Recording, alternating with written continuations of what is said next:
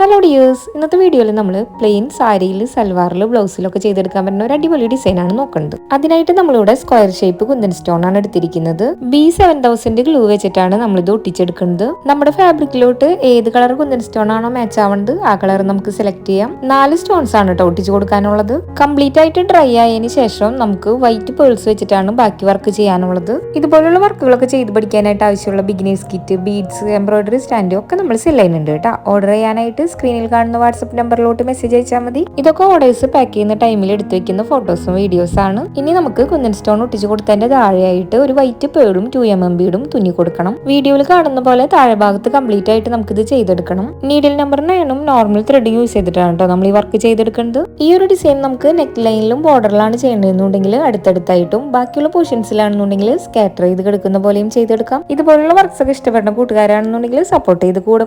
അപ്പോൾ അടുത്തൊരു വീഡിയോയിൽ കാണാം.